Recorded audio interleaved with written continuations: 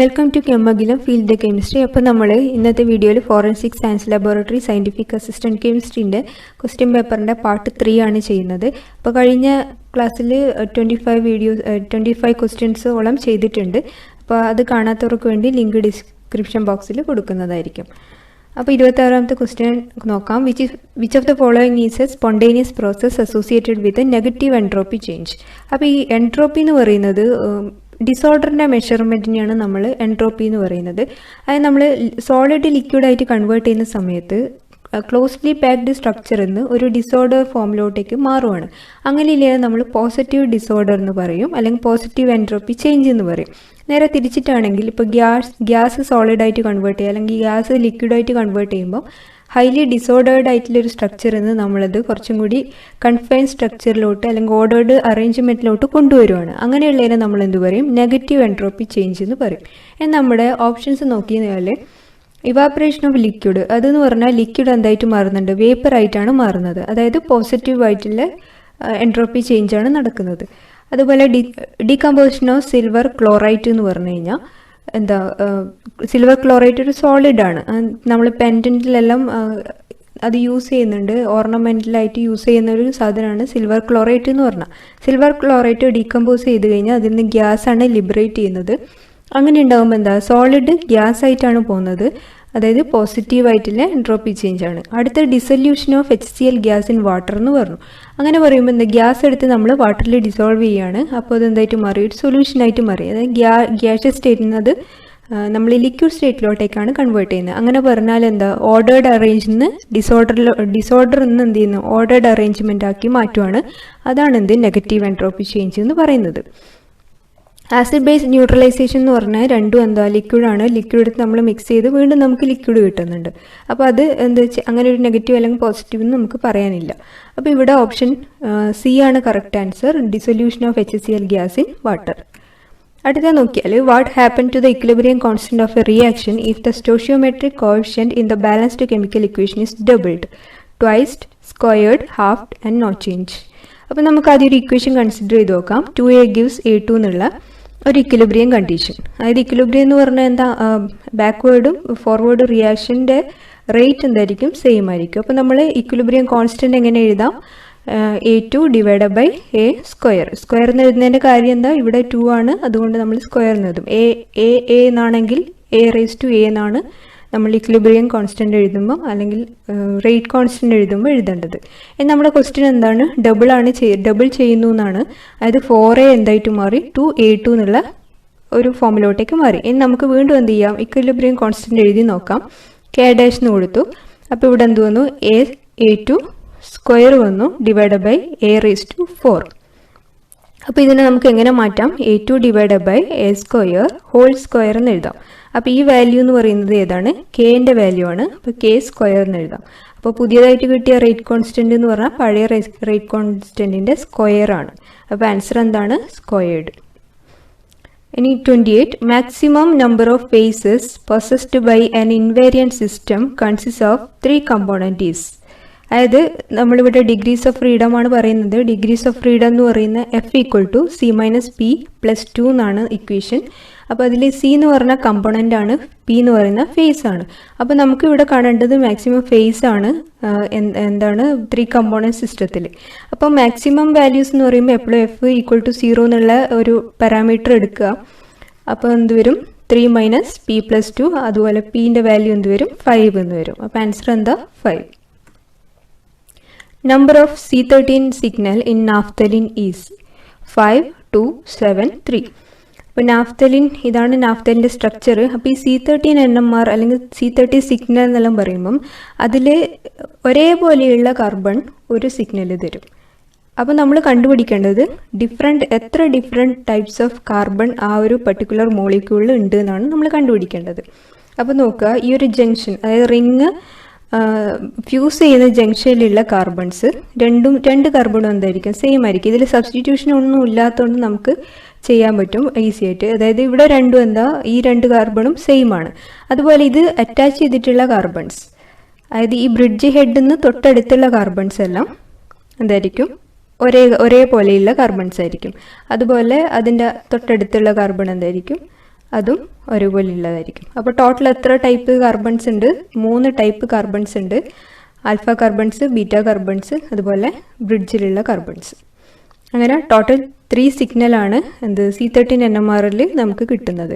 ഇനി നമ്മൾ അതിൻ്റെ HNMR നോക്കാം. HNMR എന്ന് പറഞ്ഞാൽ ഇതുപോലെ തന്നെ എത്ര ഡിഫറെൻറ്റ് ടൈപ്സ് ഓഫ് ഹൈഡ്രജൻ അതിൽ പ്രസൻ്റ് ആണെന്നാണ്. അപ്പോൾ ആദ്യത്തെ നോക്കിക്കഴിഞ്ഞാൽ ഈ ഒരു ബ്രിഡ്ജ് ഹെഡിൽ എന്തുണ്ടാവില്ല? ഹൈഡ്രജൻ ഉണ്ടാവില്ല.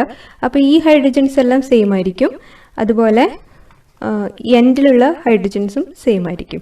അങ്ങനെ നമുക്ക് ടോട്ടൽ എത്ര സിഗ്നൽ കിട്ടും? 2 ഹൈഡ്രജൻ NMR സിഗ്നലും 3 കാർബൺ 13 സിഗ്നലും കിട്ടും. The solution of the radial wave function of a hydrogen atom can be obtained from legendary polynomial, associate Lagrange polynomial, Hermite polynomial, associate legendary polynomial. അപ്പോൾ നമ്മുടെ വേവ് ഫംഗ്ഷൻ എന്ന് പറയുന്നത് psi NLM r theta phi. ഈ psi എന്ന് പറയുന്നതാണ് wave function. അത് എന്ന് പറയുന്നത് r എന്ന് പറഞ്ഞാൽ റേഡിയൽ ഫംഗ്ഷനും തീറ്റ ഫൈ എന്ന് പറഞ്ഞാൽ ആംഗുലർ പാർട്ടും. അത് നമുക്ക് സ്പ്ലിറ്റ് ചെയ്ത് എങ്ങനെ എഴുതാം? r NL r. അതായത് ഈ r എന്ന് പറയുന്ന റേഡിയൽ പാർട്ടാണ്, തീറ്റ ഫൈ ഉള്ളത് ആംഗുലർ പാർട്ടായിട്ട് വരും. ഇനി ഈ റേഡിയൽ പാർട്ടിൻ്റെ സൊല്യൂഷൻ എന്ന് പറയുന്നത് ഇങ്ങനെ ഒരു ഇക്വേഷനാണ്: √n-l-1 factorial divide by n into n+1 factorial cube set by Na0 raise to l plus half l n plus l 2l plus 1 zr by Na0 r raised to l e raised to minus r by Na0. അപ്പോൾ ഇതിൽ ഈ പാർട്ടിന് നമ്മൾ normalisation constant എന്ന് പറയും. ഈ ഒരു part, അതായത് ഈ എല്ലിൻ്റെ ഒരു ഫംഗ്ഷൻ ഉണ്ട്, ആ ഒരു ഫംഗ്ഷന് നമ്മൾ അസോസിയേറ്റഡ് ലഗോറി പോളിനോമിയൽ എന്ന് പറയും. അതുപോലെ ഈ പാർട്ട് എക്സ്പോണൻഷ്യൽ പാർട്ട് എന്നും പറയും. അങ്ങനെ 3 പാർട്ട് അസോസിയേറ്റ് ചെയ്തിട്ടാണ് നമ്മൾ റേഡിയൽ പാർട്ടിൻ്റെ സൊല്യൂഷൻ നമുക്ക് കിട്ടുന്നത്. പിന്നെ തീറ്റ ഫൈയും അത് നമ്മൾ വേറൊരു ഇക്വേഷൻ വെച്ചിട്ട് അത് സോൾവ് ചെയ്യും. അപ്പോൾ ഇതിൽ നമുക്ക് കാണാൻ പറ്റുന്നത് അസോസിയേറ്റഡ് ലഗോറി പോളിനോമിയലാണ് ഇവിടെ ഉള്ളത്. അപ്പോൾ നമുക്ക് നമ്മുടെ ആൻസർ എന്തായിട്ട് പറയാം? നമുക്ക് അസോസിയേറ്റഡ് ലഗോറി പോളിനോമിയലാണ് റേഡിയൽ വേവ് ഫംഗ്ഷൻ്റെ സൊല്യൂഷനിൽ നമ്മൾ യൂസ് ചെയ്യുന്നത്. അപ്പോൾ അതിൻ്റെ വാല്യൂസൊക്കെ വെച്ച് നമുക്ക് ഏത് ഓർബിറ്റൽസ് ആണെന്നുള്ള കാര്യമെല്ലാം പറയാൻ പറ്റും. അത് ക്വാണ്ടം മെക്കാനിക്സ് ഏരിയ വരുമ്പോൾ പറയാം. അടുത്ത question: which of the following shows the highest basicity? Lantana hydroxide, neodymium hydroxide, European hydroxide, ലുട്ടേഷ്യം hydroxide. അപ്പോൾ ഇതിൽ നമുക്ക് അറിയേണ്ടത് ഇതെല്ലാം ലാന്തനൈറ്റ്സ് ആണ്. അപ്പോൾ ഇവിടെ ലാന്തനൈറ്റ്സ് പഠിക്കാൻ വേണ്ടിയിട്ടൊരു കോഡ് ഞാൻ പറഞ്ഞിട്ടുണ്ട്: love can produce no pain, some European girl, tell dad how eagerly them you love. അതായത് ലന്താനം 57 എന്നാണ് ലന്താനത്തിൻ്റെ അറ്റോമിക് നമ്പർ, ലുട്ടേഷ്യത്തിൻ്റെ 71 ആണ്. അപ്പോൾ നിങ്ങൾ ഈ ഒരു ഓർഡറിൽ, അതായത് ഏത് ക്വസ്റ്റ്യൻ ആയാലും ഈ ലാന്തനൈറ്റ്സിന് കുറേ ഇമ്പോർട്ടൻസ് ഉണ്ട്. അപ്പോൾ ഈ ഒരു ഈ ഒരു സീരീസ് കറക്റ്റായിട്ട് അറിഞ്ഞാൽ നിങ്ങൾക്ക് ഒരുപാട് ക്വസ്റ്റ്യൻ ചെയ്യാൻ പറ്റും. അതായത് ഓർഡറിൽ എഴുതാൻ അങ്ങനെയൊക്കെ ആയിരിക്കും എഴുതുന്നു വരുന്ന ക്വസ്റ്റ്യൻ. അപ്പോൾ ഈ ഒരു സീരീസ് പഠിച്ച് വെക്കുക, അതിനുള്ള കോഡാണിത്. ഇനി നമ്മുടെ ക്വസ്റ്റ്യനിലോട്ട് വന്നു കഴിഞ്ഞാൽ ലന്താനം ടു ലുട്ടേഷ്യം എന്താ സംഭവിക്കുന്നതെന്ന് വെച്ചാൽ സൈസ് ഡിക്രീസ് ചെയ്യുന്നുണ്ട്. അതുപോലെ തന്നെ ന്യൂക്ലിയർ ചാർജ് ഇൻക്രീസ് ചെയ്ത് വരുന്നുണ്ട്. അങ്ങനെ ഓവറോൾ പറഞ്ഞു കഴിഞ്ഞാൽ സൈസ് എന്തായിരിക്കും? ചെറുതായിരിക്കും ഏത് ലുട്ടേഷ്യത്തിലോട്ടേക്ക് വരുമ്പോൾ. അപ്പോൾ ബേസിക് ക്യാരക്ടർ എന്താവുന്നുണ്ട്? ഡിക്രീസ് ചെയ്ത് വരുന്നു. അല്ലെങ്കിൽ അസിഡിക് ക്യാരക്ടർ ഇൻക്രീസ് ചെയ്ത് വരുന്നത്. അപ്പോൾ lanthanum to lutetium basic character decrease ചെയ്തിട്ടാണ് വരുന്നത്. അപ്പോൾ നമുക്ക് എന്ത് പറയാൻ പറ്റും? ഏറ്റവും ഹയസ്റ്റ് ബേസിസിറ്റി ആർക്കാണെന്ന് ചോദിച്ചത്. അപ്പോൾ ഏറ്റവും ആദ്യമുള്ളത് ആരാണ്? ലന്താനം. അപ്പോൾ ലന്താനത്തിനായിരിക്കും ഏറ്റവും ബേസിസിറ്റി ഉണ്ടാവുക. ലീസ്റ്റ് ബേസിക് ആരായിരിക്കും? ലുട്ടേഷ്യം ആയിരിക്കും. അടുത്ത question: in the vibration spectrum of CO2, the number of fundamental vibrational modes common in both IR and Raman are 3, 2, 1, 0. അപ്പോൾ CO2ൻ്റെ സ്ട്രക്ചർ നോക്കാം. CO2ൻ്റെ സ്ട്രക്ചർ ലീനിയർ ആണ്. ലീനിയർ ആണെന്ന് പറഞ്ഞു കഴിഞ്ഞാൽ അതിനെന്ത് ഒരു ലീനിയർ ആണ്. അതുപോലെ അതിനെന്തുണ്ട്? സെൻട്രോസിമെട്രി ഉണ്ട്. അപ്പോൾ സെൻട്രോസിമെട്രി ഉള്ള മോളിക്യൂൾസിന് ഒരു പ്രത്യേകതയുണ്ട്. Rule of mutual exclusion principle. ആ ഒരു പ്രിൻസിപ്പിൾ വെച്ചിട്ട് രാമൻ ആക്റ്റീവ് ആണെങ്കിൽ IR ഇനാക്റ്റീവും, IR ആക്റ്റീവ് ആണെങ്കിൽ രാമൻ ഇനാക്റ്റീവും ആയിരിക്കും. അതായത് ഒന്ന് ആക്റ്റീവ് ആണെങ്കിൽ മറ്റേ എന്തായിരിക്കും, ഇനാക്റ്റീവ് ആയിരിക്കും. അതുകൊണ്ട് തന്നെ നമ്മൾ ക്വസ്റ്റ്യൻ എന്താ, കോമൺ ആയിട്ട് എന്തുണ്ട്, എത്ര എണ്ണം ഉണ്ട് എന്നാണ് ക്വസ്റ്റ്യൻ. അത് സെൻട്രോസിമെട്രി ഉള്ള ഒരു മോളിക്യൂൾ ആയതുകൊണ്ട് തന്നെ രണ്ടാക്കും എന്താ കോമൺ ആയിട്ടൊരു വൈബ്രേഷൻ മോഡ് ഉണ്ടാവില്ല. അതുകൊണ്ട് ഓപ്ഷൻ ഡി 0 എന്നുള്ളതാണ് correct answer. The electronegativity difference is highest for the pair lithium chlorine, potassium fluorine, sodium chlorine, lithium fluorine. അപ്പോൾ ഇതിൽ ഹൈലി ഇലക്ട്രോനെഗറ്റീവ് ഫ്ലൂറിനും ഹൈലി ഇലക്ട്രോ പോസിറ്റീവ് പൊട്ടാസ്യം, അതായത് ഇതിൽ എമംഗ് ദീസ്, അതായത് ഗ്രൂപ്പിൽ താഴോട്ട് വരുന്തോറും ഇലക്ട്രോ പോസിറ്റീവ് ക്യാരക്ടർ കൂടും. അപ്പോൾ ഇത് ഈ രണ്ട് പെയർ അവിടെ ഓൾറെഡി ഉള്ളത് കൊണ്ട് അതിന് തന്നെയായിരിക്കും ഹയസ്റ്റ് ഇലക്ട്രോനെഗറ്റിവിറ്റി ഡിഫറൻസ് ഉണ്ടാവുക. അതുപോലെ അടുത്ത question, the correct set of biologically essential element is. അപ്പോൾ ഇതിൽ കുറേ ഓപ്ഷൻ 4 ഓപ്ഷൻ തന്നിട്ടുണ്ട്. അതിൽ അയൺ എന്ന് പറയുന്നത് ഏറ്റവും എസെൻഷ്യൽ ആയിട്ടുള്ള ഒരു എലമെൻ്റ് ആണ്. അതുകൊണ്ട് തന്നെ ഓപ്ഷൻ സി ഇല്ല. പിന്നെ നമ്മൾ നോക്കിക്കഴിഞ്ഞാൽ ABCDയിൽ ഒരു റുദീനിയം എന്ന് കാണാം. ഈ റുദീനിയത്തിൽ നമുക്ക് അത്ര ഇമ്പോർട്ടൻ്റ് ആയിട്ടുള്ള ഒരു എലമെൻ്റ് ഒന്നുമല്ല. അപ്പോൾ അത് എസെൻഷ്യൽ എലമെൻ്റ് ആയിട്ട് നമുക്ക് കൺസിഡർ ചെയ്യാൻ പറ്റില്ല. അപ്പോൾ ബിയും ഡിയും അല്ല, ഓപ്ഷൻ എ ആണ് കറക്റ്റ് ആൻസർ. അപ്പോൾ നമ്മുടെ എസെൻഷ്യൽ എലമെൻറ്റ്സ് എന്ന് പറയുന്നത് സോഡിയം ഉണ്ട്, പൊട്ടാസ്യം ഉണ്ട്, magnesium, calcium, manganese, iron, cobalt, copper, zinc. അപ്പോൾ ഇതൊക്കെയാണ് കോമൺ ആയിട്ടുള്ള essential elements. The molecule that has S4 symmetry element C6H6, CH4, CO2, C2H2. അപ്പോൾ നമ്മൾ ഇതിൻ്റെ പോയിന്റ് ഗ്രൂപ്പ് കണ്ടുപിടിക്കുക. പോയിന്റ് ഗ്രൂപ്പ് പറഞ്ഞു കഴിഞ്ഞാൽ നമുക്ക് എന്ത് ചെയ്യാം, അതിൻ്റെ സിമെട്രി എലമെൻറ്റ്സ് നമുക്ക് ഐഡൻറ്റിഫൈ ചെയ്യാൻ വേണ്ടി പറ്റും. അപ്പോൾ C6H6ൻ്റെ പോയിന്റ് ഗ്രൂപ്പ് D6H ആണ്. CH4ൻ്റെത് TD ആണ്, ടെട്രാഹെഡ്രൽ. CO2ൻ്റെതും C2H2ൻ്റെയും D∞H ആണ്. അപ്പോൾ ഇതിൽ ടെട്രാഹെഡ്രൽ എന്നുള്ള അതിൻ്റെ സിമെട്രി എലമെൻറ്റ്സ് C3 ഉണ്ട്, C2 ഉണ്ട്, S4 ഉണ്ട്, സിഗ്മ ഡി ഉണ്ട്. ഈ S എന്ന് പറയുന്നത് ഇംപ്രോപ്പർ ആക്സിസ് ഓഫ് റൊട്ടേഷനെ പറയുന്നതാണ്. അതായത് റൊട്ടേഷൻ ഫോളോഡ് ബൈ റിഫ്ലക്ഷൻ അല്ലെങ്കിൽ റിഫ്ലക്ഷൻ ഫോളോഡ് ബൈ റൊട്ടേഷൻ. അപ്പോൾ അങ്ങനെ ഒരു സിമെട്രി ഉള്ളത് ഏതിലാണ്, CH4ലാണ്. 36. Identify the point group of PCl5, C3V, C3H, D3H, none of these. അപ്പോൾ നമ്മൾ ആദ്യം PCl5ൻ്റെ മോളിക്യൂളിൻ്റെ സ്ട്രക്ചർ പറയാം. അതായത് ട്രയഗണൽ ബൈപിരമിഡലാണ് എന്ത് PCl5ൻ്റെ സ്ട്രക്ചർ. അതായത് Cl1, Cl2, Cl3 എന്താ ഒരു പ്ലെയിനിലാണ്, Cl4 above the plain, Cl5 below the plain ആണ്. ഇങ്ങനെയാണ് അതിൻ്റെ സ്ട്രക്ചർ വരുന്നത്. ഇനി നമ്മൾ എല്ലാ ഗ്രൂപ്പിലും എന്താണ് ആ ഒരു പെർട്ടിക്കുലർ മോളിക്യൂൾ അങ്ങനെ തന്നെ ഉള്ളതിന് ഒരു സിമെട്രി എലമെന്റ് എന്ന് പറയും. അതാണ് ഇ എന്ന് പറയുന്നത്. ഇനി ഞാനിതിനെ റൊട്ടേറ്റ് ചെയ്യാൻ പോവാണ്. 120 ഡിഗ്രിയിൽ റൊട്ടേറ്റ് ചെയ്യാൻ പോവാണ്. ഏത് ആക്സിസ്, CL4 അതുപോലെ CL5 P വരുന്ന ഒരു ആക്സിസ് വെച്ച് ഞാൻ റൊട്ടേറ്റ് ചെയ്യുന്ന സമയത്ത് ഈ CL1 CL3ൻ്റെ പൊസിഷനിൽ, CL3 CL2ൻ്റെ പൊസിഷനിൽ, CL2 CL1ൻ്റെ പൊസിഷനിൽ വരും. അത് ആ ഒരു റൊട്ടേഷൻ പോസിബിളായിട്ട് നടക്കും. അങ്ങനെ ഉണ്ടാകുമ്പോൾ കിട്ടുന്ന സ്ട്രക്ചർ എന്തായിരിക്കും, സെയിം ആയിരിക്കും. അപ്പോൾ അതിലെന്തുണ്ട് പറയാം, ഒരു C3 സിമെട്രി അല്ലെങ്കിൽ C3 ആക്സിസ് ഓഫ് റൊട്ടേഷൻ ഉണ്ട് എന്ന് പറയാം. അടുത്ത് നോക്കിക്കഴിഞ്ഞാൽ നിങ്ങൾക്ക് ഇവിടെ കാണാൻ പറ്റും ഈ CL4 CL5 CL1 P അത് ഉള്ള ഒരു ഇൻക്ലൂഡ് ചെയ്തിട്ടുള്ള ഒരു പ്ലെയിൻ ഉണ്ട്. ആ പ്ലെയിന് വെച്ച് കട്ട് ചെയ്യുമ്പോൾ CL2ഉം CL3 എന്താ ഇൻ്റർചേഞ്ച് ചെയ്ത് അല്ലെങ്കിൽ അതിന് ഈക്വൽ ഹാഫ്സ് ആയിട്ട് കട്ട് ചെയ്യാൻ പറ്റുന്നുണ്ട്. അതുപോലെ തന്നെ നമ്മൾ ഈ CL2ൽ വെച്ചിട്ടും ചെയ്യാം, അതുപോലെ CL3ൽ വെച്ചിട്ടും ഇതേ ഒരു ഓപ്പറേഷൻ ചെയ്താൽ നമുക്ക് ഈ സെയിം സ്ട്രക്ചറാണ് കിട്ടുക. അപ്പം നമുക്ക് എന്ത് പറയാം, 3 സിഗ്മ V ഉണ്ട് എന്ന് പറയാം. അതെടുത്ത് ഞാൻ 180 ഡിഗ്രി റൊട്ടേറ്റ് ചെയ്യാൻ പോവാണ്. അപ്പോൾ ആ 180 ഡിഗ്രി റൊട്ടേറ്റ് ചെയ്യുന്ന സമയത്തും എനിക്ക് എന്താണ് സെയിം സ്ട്രക്ചറാണ് കിട്ടുക. അപ്പം 3 C2 ആക്സിസ് ഉണ്ട് എന്ന് പറയാൻ വേണ്ടി പറ്റും. അതുപോലെ തന്നെ ഇവിടെ നിങ്ങൾക്ക് കാണാൻ പറ്റും ഈ ഒരു CL1 CL2 CL3 ആ ഒരു പ്ലെയിൻ നമ്മൾ കൺസിഡർ ചെയ്ത് കഴിഞ്ഞാൽ നമുക്ക് 2 ഈക്വൽ ഹാഫ്സ് കിട്ടും. ഇതിനെ നമ്മൾ സിഗ്മ H എന്ന് പറയും. കാരണം നമ്മൾ റൊട്ടേറ്റ് ചെയ്തത് ആദ്യം നമ്മൾ റൊട്ടേറ്റ് ചെയ്തത് ഈ ഒരു ആക്സിസിലാണ്. അതിന് പെർപെൻഡിക്കുലർ ആയിട്ടുള്ള പ്ലെയിനെ നമ്മൾ ഹൊറിസോണ്ടൽ പ്ലെയിൻ എന്ന് പറയും. അപ്പോൾ ഇത്രയും സിമെട്രി എലമെന്റ്സ് ഉണ്ടെങ്കിൽ നമ്മൾ ആ ഗ്രൂപ്പ് D3H എന്നുള്ള ഗ്രൂപ്പാണ്. ഈ C3 3C2 3 sigma V sigma H ഉണ്ടെങ്കിൽ D3H എന്നാണ് ആ ഒരു പർട്ടിക്കുലർ പോയിന്റ് ഗ്രൂപ്പിൻ്റെ പേര്. സ്ട്രക്ചർ അവഗാഡ്രോ എന്നുള്ള സോഫ്റ്റ്വെയറിലാണ് വരച്ചിട്ടുള്ളത്. അടുത്ത എക്സാമ്പിൾ നോക്കാം.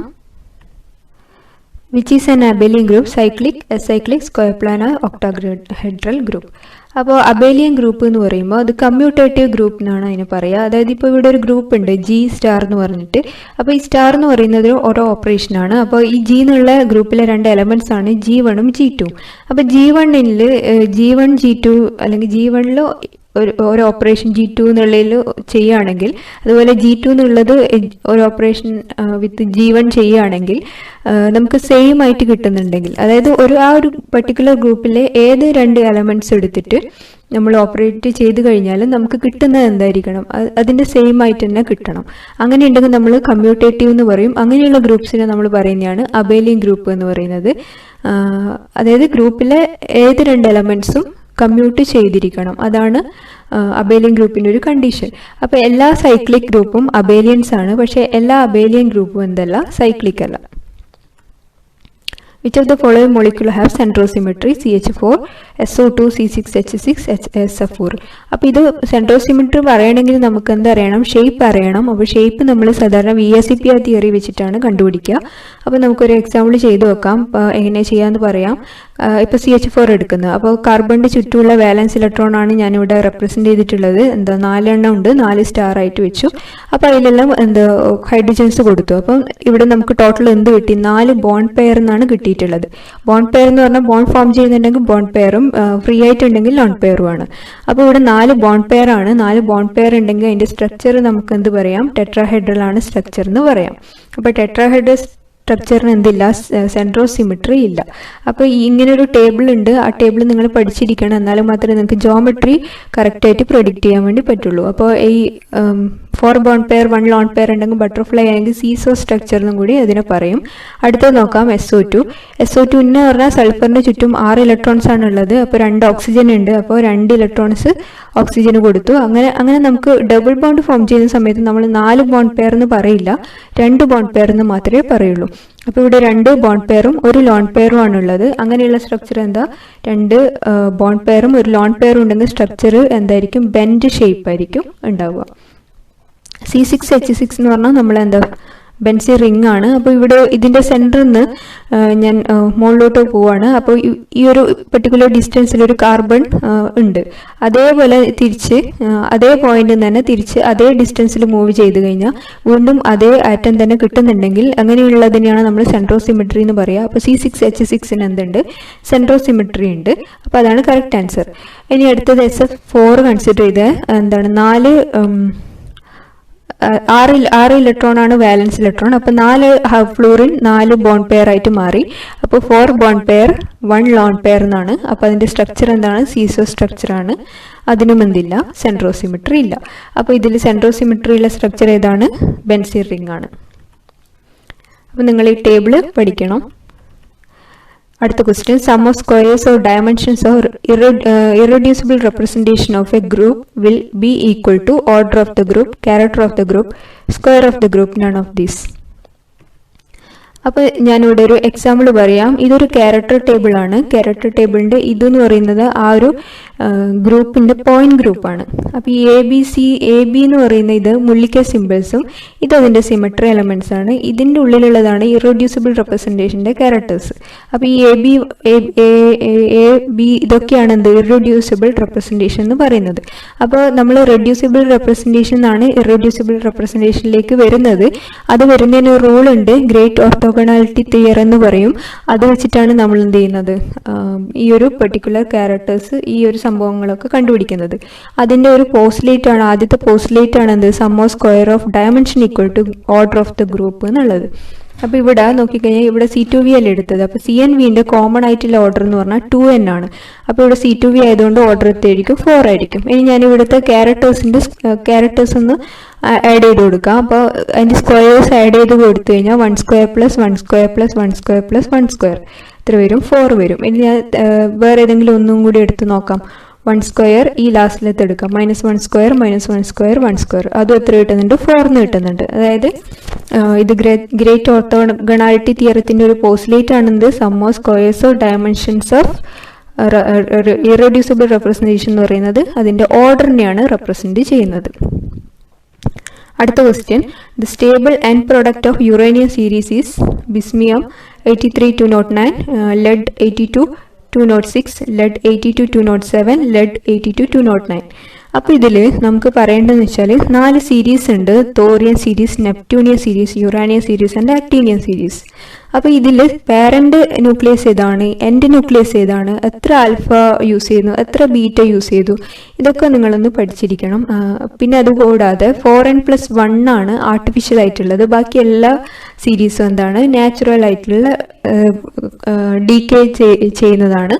അപ്പോൾ ഇവിടെ 4n സീരീസ് എന്ന് പറയുന്നത് തോറിയാണ്. തോറിയത്തിന്റെ പാരന്റ് എലമെന്റ് എന്ന് പറയുന്നത് തോറിയമാണ്. അത് എൻഡ് ചെയ്യുന്നത് ലെഡിലാണ്. അപ്പൊ നിങ്ങൾക്ക് ലെഡ് 208 എൻഡ് ചെയ്യുന്നത്. അതുപോലെ തന്നെ നെപ്റ്റ്യൂണിയൻ സീരീസ് എന്ന് പറയുന്നത് പ്ലൂട്ടോണിയത്തിൽ നിന്നാണ് സ്റ്റാർട്ട് ചെയ്യുന്നത്, ബിസ്മത്തിലാണ് എൻഡ് ചെയ്യുന്നത്. യുറാനിയം എന്ന് പറയുന്നത് യുറാനിയം 238 സ്റ്റാർട്ട് ചെയ്യും, ലെഡ് 208 എൻഡ് ചെയ്യുക. അതുപോലെ തന്നെ ആക്ടീനിയൻ സീരീസ് യുറാനിയം 235 സ്റ്റാർട്ട് ചെയ്തു, ലെഡ് 207 എൻഡ് ചെയ്യുക. അപ്പോൾ നമ്മുടെ ക്വസ്റ്റ്യൻ എന്ന് പറയുന്നത് യുറാനിയം സീരീസിലെ എൻഡ് പോയിന്റ് ഏതാണ് എന്നാണ്, എൻഡ് കോമ്പൗണ്ട് ഏതാണെന്നാണ്. അപ്പോൾ യുറാനിയം സീരീസിനെ 4n+2 സീരീസ് എന്നും കൂടി പറയും. ലെഡ് 206 ആണ് correct answer. The intersystem crossing is essential for phosphorescence, fluorescence, photosensitization, കെമിലൂമിനസൻസ്. അപ്പോൾ ജബ്ലംസ്കി ഡയഗ്രം എന്ന് പറയും ഈ ഒരു ഡയഗ്രത്തിന്. അപ്പോൾ ഇവിടെ ഗ്രൗണ്ട് സ്റ്റേറ്റ് ഉണ്ട്, ഫസ്റ്റ് എക്സൈറ്റഡ് സ്റ്റേറ്റ്, ഇത് സിംഗ്ലറ്റ് ആണ്, ഇത് ട്രിപ്ലെറ്റ് ആണ്. അപ്പോൾ നമ്മൾ എന്താണ് എക്സൈറ്റേഷൻ നടക്കും, എക്സൈറ്റേഷൻ നടന്ന് സിംഗ്ലറ്റ് എക്സൈറ്റഡ് സ്റ്റേറ്റിൽ നിന്ന് ഗ്രൗണ്ട് സ്റ്റേറ്റിലോട്ട് വരുന്നതിനെ നമ്മൾ ഫ്ലൂറസെൻസ് എന്ന് പറയും. ട്രിപ്ലെറ്റ് എക്സൈറ്റഡ് സ്റ്റേറ്റിൽ നിന്ന് ഗ്രൗണ്ട് സ്റ്റേറ്റിലോട്ട് വരുന്നതിനോ ഫോസ്ഫോറസെൻസ് എന്നും പറയും. അപ്പോൾ നമ്മുടെ മോളിക്യൂള് സിംഗ്ലറ്റ് എക്സൈറ്റഡ് സ്റ്റേറ്റിലോട്ടേക്കാണ് പോവുക. അവിടുന്ന് ഇന്റർസിസ്റ്റം ക്രോസിംഗ് വഴിയാണ് എവിടെ എത്തുന്നത്, ട്രിപ്ലെറ്റിൽ എത്തുന്നത്. ആ ട്രിപ്ലെറ്റിനാണ് പിന്നെ വീണ്ടും ഗ്രൗണ്ട് സ്റ്റേറ്റിലോട്ട് വന്നിട്ട് എന്തുണ്ടാവുന്നത്, ഫോസ്ഫോറസെൻസ് ഉണ്ടാവുന്നത്. അപ്പോൾ ഇന്റർസിസ്റ്റം ക്രോസിംഗ് ഏതുമായിട്ട് ബന്ധപ്പെട്ടതാണ്, ഫോസ്ഫോറസെൻസുമായിട്ട് ബന്ധപ്പെട്ടാണ്. കെമിലൂമിനസെൻസ് എന്ന് പറഞ്ഞാൽ കെമിക്കൽ റിയാക്ഷൻ വഴി ലൈറ്റ് പ്രൊഡ്യൂസ് ചെയ്യുക, അല്ലെങ്കിൽ ലൈറ്റ് യൂസ് ചെയ്തിട്ട് കെമിക്കൽ റിയാക്ഷൻ ഉണ്ടാക്കുക. അങ്ങനെയുള്ളതിനാണ് നമ്മൾ കെമിലൂമിനസെൻസ് എന്ന് പറയാം. പിന്നെ നമ്മൾ അടുത്ത question, the lowest lattice energy among the following crystal, sodium chloride, potassium chloride, rubidium chloride and caesium chloride. അപ്പോൾ നമ്മുടെ ലാറ്റിസ് എനർജീൻ്റെ ഇക്വേഷൻ എന്ന് പറയുന്നത് NaMZ+Z-4πε0r×1 - 1/n. അതിൽ n ബോൺ എക്സ്പോണൻ്റ് എന്ന് പറയും. നമ്മൾ ലാറ്റിസ് എനർജി എന്ന് പറയുന്നത് ചാർജിന് ഡയറക്റ്റ്ലി പ്രൊപ്പോർഷണലും സൈസിന് ഇൻവേഴ്സ്ലി പ്രൊപ്പോർഷണലുമാണ്. അപ്പോൾ ഇവിടെ ക്ലോറിൻ എല്ലാത്തിലും കോമൺ ആണ്. ഇനി നമ്മൾ എന്ത് ചെയ്ത് മതി, കാറ്റോണിൻ്റെ സൈസ് മാത്രം നോക്കുക.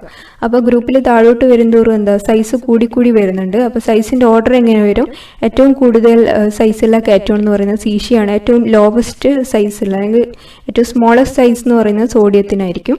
അപ്പോൾ ലാറ്റിസ് എനർജി എന്താ സൈസിന് ഇൻവേഴ്സ്ലി പ്രൊപ്പോർഷനിലാണ്. അങ്ങനെയാണെങ്കിൽ ലാറ്റിസ് എനർജീൻ്റെ ഓർഡർ എന്തായിരിക്കും, സോഡിയം ക്ലോറൈഡിന് ഏറ്റവും കൂടുതലും സീഷ്യം ക്ലോറൈഡിന് ഏറ്റവും കുറവുമായിരിക്കും. അപ്പോൾ നമ്മുടെ ക്വസ്റ്റ്യൻ എന്താണ്, ഏറ്റവും ലോവസ്റ്റ് ഏതിനാണെന്ന ക്വസ്റ്റ്യൻ സീഷ്യം ക്ലോറൈഡിനാണ് ലോവസ്റ്റ്. അതുപോലെ തന്നെ നമ്മൾ ഗ്രൂപ്പിൽ താഴോട്ട് വരുന്തോറും അയോണിക് റേഡിയസ് കൂടുന്നത് കൊണ്ട് തന്നെ ലാറ്റിസ് എനർജി എന്ത് ചെയ്യും, കുറയും. അതുപോലെ പീരീഡിൽ പറയുന്ന സമയത്ത് ചാർജ് ഇൻക്രീസ് ചെയ്യുന്നു എന്നാണ് നമ്മൾ പറയുക. കാരണം എന്ന് വെച്ചാൽ സോഡിയം കഴിഞ്ഞിട്ട് മെഗ്നീഷ്യം വരുമ്പം സോഡിയത്തിന് +1 ആണ് ചാർജ്, മെഗ്നീഷ്യത്തിന് എത്തുമ്പോൾ എന്തായി +2 ആയി, പിന്നെ അലൂമിനിയത്തിലോട്ടൊക്കെ പോകുമ്പോൾ എന്തായി +3 ആയി. അവിടെ എന്താ ചാർജ് കൂടി വരുന്ന സമയത്ത് ലാറ്റിസ് എനർജി ഇൻക്രീസ് ചെയ്യുക. അപ്പോൾ നമ്മുടെ ആൻസർ എന്താണ്, സീഷ്യം ക്ലോറൈഡ് ആണ് answer.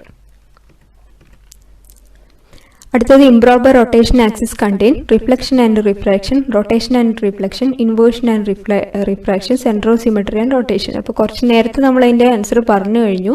Rotation followed by reflection അല്ലെങ്കിൽ റിഫ്ലക്ഷൻ ഫോളോഡ് ബൈ റൊട്ടേഷൻ എന്നാണ് നമ്മൾ ഇംപ്രോപ്പർ ആക്സിസിനെ പറയുന്നത്. SN എന്ന് പറഞ്ഞിട്ടാണ് അതിനെ റെപ്രസെൻറ്റ് ചെയ്യുക. അതിനെ റൊട്ടേഷൻ റിഫ്ലക്ഷൻ എന്നും കൂടി പറയുന്നുണ്ട്. is an extensive property of the system, temperature, volume, viscosity and refractive index. അപ്പോൾ സ്റ്റേറ്റ് ഫംഗ്ഷൻ എന്ന് പറയുന്നത് any quantity which have A definite value for each state of A system, അതാണ് state function എന്ന് പറയുന്നത്. അതേപോലെ ഇൻറ്റൻസിക് അല്ലെങ്കിൽ എക്സ്റ്റെൻസീവ് പ്രോപ്പർട്ടി എന്ന് പറയുന്ന ആ ഒരു ടേം ആദ്യമായിട്ട് ഇൻട്രൊഡ്യൂസ് ചെയ്തത് റിച്ചാർഡ് C. ടോൾമാൻ ആണ് 1917. അപ്പോൾ എക്സ്റ്റെൻസീവ് പ്രോപ്പർട്ടി എന്ന് പറയുന്നത് the property which depends on amount of substance, അതാണ് extensive property. Mass, volume, size ഇതൊക്കെ എന്താ മാറ്ററിന്റെ എമൗണ്ടിനെ ഡിപ്പെൻഡ് ചെയ്യുന്നുണ്ട്. അതാണ് എക്സ്റ്റെൻസീവ് പ്രോപ്പർട്ടി എന്ന് പറയുന്നത്. അതിന്റെ സ്റ്റേറ്റ് ഫംഗ്ഷൻ, അതായത് എക്സ്റ്റെൻസീവ് സ്റ്റേറ്റ് ഫംഗ്ഷൻ അല്ലെങ്കിൽ തെർമോഡൈനാമിക് ഫംഗ്ഷൻസ് ആയ internal energy, heat capacity, enthalpy, entropy, free energy, ഇതൊക്കെ എന്താണ് എക്സ്റ്റെൻസീവ് ഫംഗ്ഷൻസ് ആണ്, സ്റ്റേറ്റ് ഫംഗ്ഷൻസ് ആണ്. അതേപോലെ ഇന്റൻസിക് പ്രോപ്പർട്ടി എന്ന് പറഞ്ഞു കഴിഞ്ഞാൽ എന്താ independent of amount of matter. അപ്പോൾ അതിന് എക്സാമ്പിൾസ് പറയുകയാണെങ്കിൽ pressure, temperature, density, states of matter, boiling point, colour, melting point, refractive index, അതുപോലെ lustre, hardness, ductility, malleability, viscosity, thermal and electrical conductivity, ഇങ്ങനെ കുറേ കാര്യങ്ങളുണ്ട്. അപ്പോൾ ഇത് രണ്ടും മനസ്സിലാക്കാൻ ഇന്റൻസീവ് ഇൻഡിപെൻഡൻറ്റ്, എക്സ്റ്റെൻസീവ് ഡിപ്പെൻഡൻറ്റ് അങ്ങനെ ഓർത്താൽ മതി. ഇന്റൻസീവും ഇൻഡിപെൻഡൻറ്റും എന്ന് ഓർത്താൽ മതി. അപ്പോൾ നിങ്ങൾക്ക് മനസ്സിലാവും. അപ്പോൾ എക്സാമ്പിൾസ് ഒന്ന് നോട്ട് ചെയ്ത് വെക്കുക. പിന്നെയുള്ളത് എന്ന് പറഞ്ഞു കഴിഞ്ഞാൽ ഒരു പോയിന്റ്, രണ്ട് എക്സ്റ്റെൻസീവ് പ്രോപ്പർട്ടീൻ്റെ റേഷ്യോ എപ്പോഴും എന്തായിരിക്കും, ഒരു ഇന്റൻസീവ് പ്രോപ്പർട്ടിയാണ്. കാരണം നമ്മൾ എക്സ്റ്റെൻസീവ് പ്രോപ്പർട്ടിയിൽ മാസും വോളിയം ഉണ്ട്. അപ്പോൾ മാസ് ബൈ വോളിയം എന്ന് പറയുന്ന ഡെൻസിറ്റിയാണ്. ഡെൻസിറ്റി എന്താണ്, ഒരു ഇന്റൻസീവ് പ്രോപ്പർട്ടിയാണ്. അപ്പം നമ്മളെ ക്വസ്റ്റ്യനിലോട്ടൊക്കെ വന്നു കഴിഞ്ഞാൽ which of the following as extensive property, അതായത് നമ്മുടെ എന്താണ് മാസ് അല്ലെങ്കിൽ എമൗണ്ട് ഓഫ് മാറ്ററിനെ ഡിപ്പെൻഡ് ചെയ്യുന്നത് ഏതാണ്. അപ്പോൾ എന്താണ് ആൻസർ, വോളിയം ആണ് ആൻസർ. ഇനി 45th question, splitting spectral lines in an electric field is called. ഇത് നമ്മൾ കഴിഞ്ഞ വീഡിയോയിൽ പറഞ്ഞിട്ടുണ്ടായിരുന്നു. എന്താണ്, സ്റ്റാർക്ക് എഫക്റ്റ് ആണ്. സീമാൻ എഫക്റ്റ് എന്ന് പറഞ്ഞു കഴിഞ്ഞാൽ എന്താ, മാഗ്നറ്റിക് ഫീൽഡിൽ സ്പ്ലിറ്റ് ചെയ്യുന്നതിനാണ് സീമാൻ എഫക്റ്റ് എന്ന് പറയുന്നത്. ഇലക്ട്രിക് ഫീൽഡ് സ്പ്ലിറ്റ് ചെയ്യുന്നതിനാണ് സ്റ്റാർക്ക് എഫക്റ്റ് എന്നും കൂടി പറയും.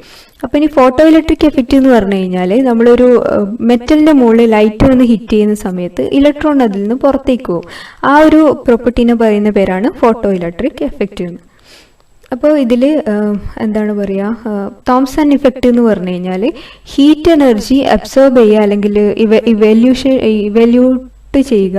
അതായത് കറണ്ട് ഫ്ലോ ചെയ്യുന്ന സമയത്ത് ഹീറ്റ് എനർജി അബ്സോർബ് ചെയ്യുകയോ ഇവല്യൂട്ട് ചെയ്യുകയോ ചെയ്യുന്നുണ്ടെങ്കിൽ അങ്ങനെയുള്ളതിനെ നമ്മൾ തോംസൺ എഫക്റ്റ്, ആ ഒരു പെർട്ടിക്കുലർ പ്രോപ്പർട്ടീനെ പറയുന്ന പേരാണ് തോംസൺ എഫക്റ്റ്. അപ്പോൾ പോസിറ്റീവ് തോംസൺ ഇഫക്റ്റും നെഗറ്റീവ് തോംസൺ ഇഫക്റ്റും ഉണ്ട്. അപ്പോൾ പോസിറ്റീവ് തോംസൺ ഇഫക്റ്റ് എന്ന് പറഞ്ഞു കഴിഞ്ഞാൽ ഹൈ പൊട്ടൻഷ്യൽ, അതായത് ഹോട്ട് എൻഡ് ഹൈ പൊട്ടൻഷ്യലിലും കോൾഡ് എൻഡ് ലോവർ പൊട്ടൻഷ്യലിലും വരുന്നുണ്ടെങ്കിൽ പോസിറ്റീവ് തോംസൺ എഫക്റ്റ് എന്ന് പറയും.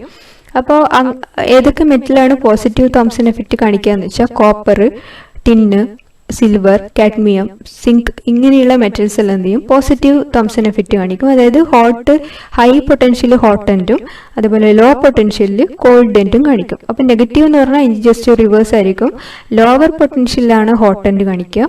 അതേപോലെ ഹയർ പൊട്ടൻഷ്യൽ കോൾഡ് ആയിരിക്കും ഉണ്ടാവുക. അങ്ങനെ കാണിക്കുന്ന മെറ്റൽസ് എന്ന് പറഞ്ഞാൽ iron, cobalt, bismuth, platinum, mercury, ഇങ്ങനെയുള്ള മെറ്റൽസ് എന്താണ് നെഗറ്റീവ് ആയിട്ടുള്ള തോംസൺ എഫക്റ്റ് ആയിരിക്കും കാണിക്കുക. Last question, which is true about isobar. അപ്പോൾ ഐസോബാർ എന്ന് പറഞ്ഞാൽ എന്താണെന്നാണ് ക്വസ്റ്റ്യൻ. അപ്പോൾ അറ്റോമിക് നമ്പർ സെയിം ആയ നമ്മളതിന് ഐസോട്ടോപ്പ് എന്ന് പറയും. അറ്റോമിക് മാസ് സെയിം ആയ നമ്മളതിന് ഐസോബാർ എന്ന് പറയും. അതേപോലെ നമ്പർ ഓഫ് ന്യൂട്രോൺ സെയിം ആണെങ്കിൽ നമ്മളതിന് ഐസോട്ടോൺ എന്ന് പറയും. ഇനി നമ്മൾ ഓപ്ഷനിൽ നിന്ന് സെലക്ട് ചെയ്യാം ഏതാണ് സെയിം മാസ് നമ്പറും ഡിഫറെൻറ്റ് അറ്റോമിക് നമ്പറും ഉള്ള തന്നെയാണ് നമ്മൾ എന്ത് പറയുന്നത്, ഐസോബാർ എന്ന് പറയുന്നത്. അപ്പോൾ ഇന്ന് ടോട്ടൽ നമ്മൾ 45 ക്വസ്റ്റ്യൻസ് ഇപ്പം സോൾവ് ചെയ്തു. ഇനിയൊരു നിയർലി ഒരു 35 ക്വസ്റ്റ്യൻസ് ഉണ്ട്. അത് അടുത്ത വീഡിയോയിൽ ഫുൾ കവർ ചെയ്യാം. അപ്പോൾ നിങ്ങൾക്ക് ഈ പറഞ്ഞതിൽ എന്തെങ്കിലും സംശയങ്ങളോ അല്ലെങ്കിൽ എന്തെങ്കിലും മിസ്റ്റേക്സോ ഒക്കെ ഉണ്ടെങ്കിൽ കമൻറ്റ് ബോക്സിൽ കമൻറ്റ് ചെയ്യാവുന്നതാണ്. കൂടുതൽ വീഡിയോസിനായിട്ട് സബ്സ്ക്രൈബ് ചെയ്യുക. വീഡിയോ ഇഷ്ടപ്പെട്ട് കഴിഞ്ഞാൽ ലൈക്ക് ചെയ്യുക. Thank you.